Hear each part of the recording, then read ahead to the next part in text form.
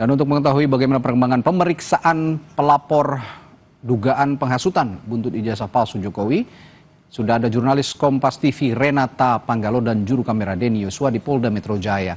Renata, hari ini Wakil Ketua Umum Projo Freddy Damani kan diperiksa. Apa yang sebenarnya ingin didalami penyidik Polda Metro Jaya, Renata? Ya, Radi, tentu ini berkaitan dengan peristiwa atau dugaan peristiwa pidana yang sudah disampaikan oleh Polda Metro Jaya beberapa waktu lalu, seperti pencemaran nama baik, penghasutan, dan penyebaran berita bohong. Kalau kami konfirmasi juga tadi kepada Freddy Damani, Waketum Relawan Projo, ada sebanyak 42 pertanyaan termasuk terkait dengan identitasnya dan juga substansi. Kalau mengenai substansi ini sebenarnya tadi Freddy mencontohkan bahwa apa yang ia konfirmasi adalah karena pengalamannya pernah berada dalam satu forum di sebuah program di sebuah media berhadapan dengan beberapa terlapor. Inilah yang kemudian disampaikan oleh Freddy Damani, benar atau tidak ini disampaikan oleh beberapa terlapor yang memang pernah bersama dengan dia atau terlibat dalam satu forum yang sama.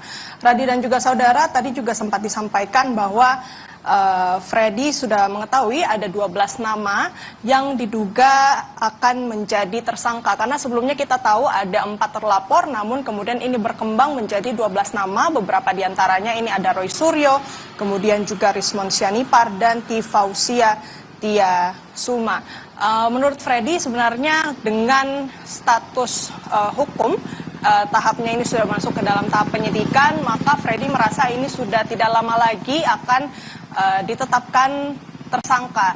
Dan melihat dari 12 nama itu, kita pasti harus menunggu lagi keterangan lebih lanjut dari Polda Metro Jaya mengenai nama-nama yang kemudian disampaikan ini diduga akan menjadi calon tersangka.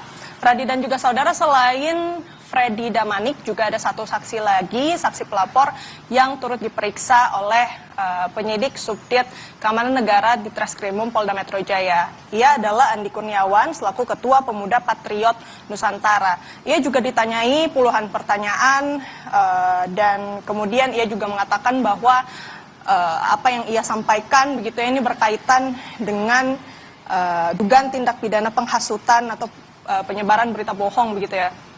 Nah, ini yang kemudian juga disampaikan oleh Andi Kurniawan kepada penyidik. Cukup lama tadi pemeriksaannya dari pukul 11 hingga sekarang ini, tadi baru saja Andi Kurniawan keluar sekitar pukul 6 tadi. Jadi dihitung-hitung ada prosesnya 7 jam, jadi memang cukup banyak pertanyaan yang disampaikan oleh penyidik dan menurut kuasa hukum dari Andi Kurniawan ini menunjukkan profesionalisme dari penyidik begitu. Nah, selain itu Radi dan juga saudara, ada satu peristiwa yang cukup menarik juga yang ingin kami sampaikan yang terjadi di Polda Metro Jaya. Tadi ada Wamen Desa PDTT, mantan Wamen Desa PDTT maksud kami, yang juga datang untuk melakukan pemeriksaan awal. Pak Iman Raharjo ini menjalani pemeriksaan awal setelah sempat menyerahkan laporan ke Polda Metro Jaya ini terkait dengan laporan polisi terkait dugaan tindak pidana pencemaran nama baik dan juga dugaan tindak pidana pemerasan khusus. Kita melihat bagaimana ini nantinya Polda Metro Jaya akan memproses keterangan-keterangan yang sudah disampaikan dari saksi-saksi tadi. Radi.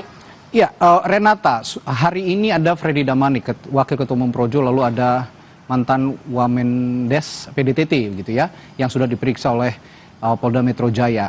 Nah, selanjutnya dari pihak-pihak terlapor, apakah ada rencana juga untuk diperiksa kembali dan dengan meningkatnya status penyidikan saat ini menjadi status perkara menjadi penyidikan saat ini yang tadi juga sudah disinggung, sepertinya akan ada tersangka dalam waktu dekat. Akankah ada pengumuman kapan tersangka diumumkan oleh pihak Polda Metro Jaya, Renata?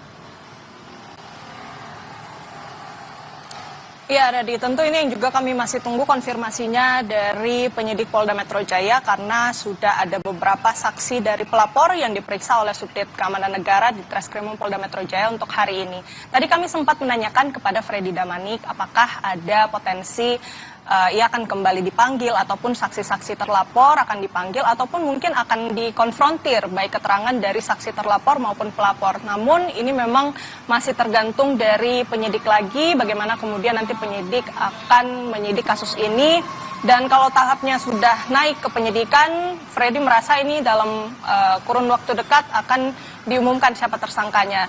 Sampai saat ini dari 4 terlapor sudah berkembang ada 12 nama yang sudah beredar.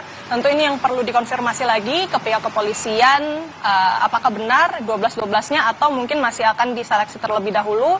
Ini yang tentu juga masih membutuhkan penyidikan lebih lanjut dari Polda Metro Jaya. Radi. Baik, Renata Panggalo, jurnalis Kompas TV dan juru kamera Denny Yosua melaporkan langsung dari Mapolda Metro Jaya. Terima kasih.